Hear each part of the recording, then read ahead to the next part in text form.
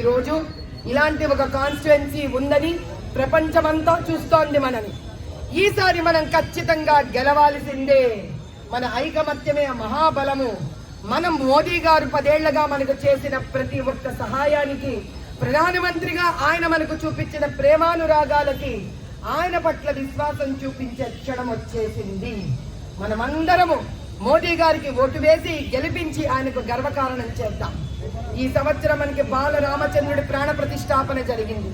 ఈ ప్రతిష్టాపనకు గుర్తుగా మనం దీన్ని గెలుచుకొని 2024ని చరిత్రలో చిరస్మరణీయమైన సంవత్సరం కింద మార్చే సమయం వచ్చింది.